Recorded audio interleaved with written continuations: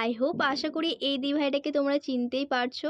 একদিনে পরিচয় এতটা ক্লোজ হয়ে যাওয়া সত্যি অনেক আমার কাছে পাওনা এইসব জিনিসগুলো।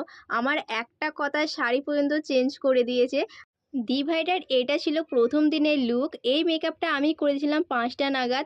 দেন পরের দিন দুপুর ১টা নাগাদ পর্যন্ত মেকআপটাকে রেখে দিয়েছে এবং আমার জন্য ফটো তুলে রেখেছিল, আমাকে দেখিয়েছে যে দেখো তোমার মেকআপটা পুরো একদম ঠিকঠাক ছিল। আর এটা আমি জানি আমার মেকআপ যদি তোমরা ক্যারি করতে পারো অবশ্যই থাকবে। বলো এই মেকআপটা কবে তুলবে তুমি? ওই তো বাড়ি গিয়ে এক সপ্তাহ পর। ওইটা দুদিন পর তুলেছি, এটা এক সপ্তাহ আমি পর। জানো এসে ওই ওই তোমরা কিন্তু দি ভাইটার মুখ থেকে শুনেই নিয়েছো আমার করে দেওয়া মেকআপটা কতক্ষণ স্টে করেছে। তারপরে কিন্তু আমি দি ভাইটা থেকে জেনে নিয়েছিলাম দি ভাইটা কেমন কী লুক নেবে। দি ভাইটা পুরোপুরি কিন্তু আমার উপরে ছেড়ে দিয়েছিল, বলেছিল তুমি তোমার পছন্দ অনুযায়ী করে দাও। আমি সেইভাবেই মেকআপটা করে দিয়েছি আমি আমার পছন্দ অনুযায়ী। তো চলো তোমাদেরকে বেস মেকআপটা দেখাই, বেস মেকআপটা কতটা সুন্দর হয়েছে তোমরাই কিন্তু দেখে বলবে। আর একটা কথা না বললেই না, দি ভাই ছিল কিন্তু ভীষণ পরিমাণে লাজুকে। আর এটাও তোমাদেরকে বলে রাখি আমিও কিন্তু অনেকটাই লাজুকে। দি ভাইটা কিন্তু আজকেও আইল্যাশ পরেনি। তো আমি দি ভাইটাকে সাজেস্ট করেছিলাম একটু ওপেনের উপরে হেয়ার স্টাইলটা রাখার জন্য। তো দি ভাইটা বলেছিল ঠিক আছে তুমি তোমার পছন্দ অনুযায়ী করে দাও। তো আমি আমার যেহেতু পছন্দ অনুযায়ী করতে বলেছে তার জন্য আমি ওপেনের মধ্যে রেখেছিলাম। আর তোমরা কিন্তু দেখে জানিও হেয়ার স্টাইলটা কেমন হয়েছে। তো দি ভাইটাকে সিঁদুর পরতে আরও মিষ্টি লাগছিল, সুন্দর দেখতে লাগছিল।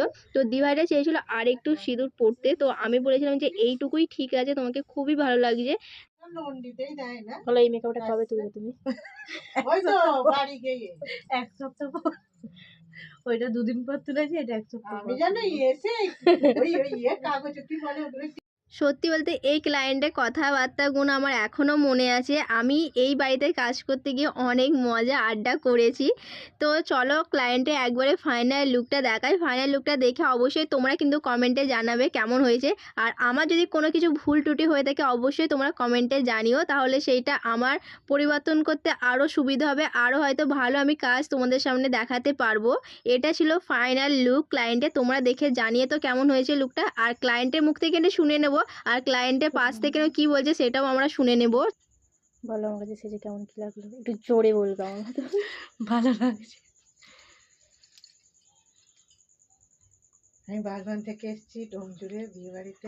পুরোপুরিভাবে লুকটা কমপ্লিট করার পর দি ভাই যখন দেখে আয়নাতে আর একটাই কথা আমাকে বলে এতটা সুন্দর লাগছে আমাকে চেনা যাচ্ছে না। সত্যি এই কথাগুলো অনেকটা পাওনা আমাদের কাছে। আর তোমরা যদি তোমাদের স্পেশাল দিনে এই ধরনের সুন্দর সুন্দর লুক পেতে চাও তাহলে আমাকে যে কোনো লোকেশান থেকে একটা কল করে নিও, বুকিং করে নিও। আর আমার যদি যাওয়া সম্ভব হয় অবশ্যই আমি লোকেশানে গিয়ে কাজ করে দিয়ে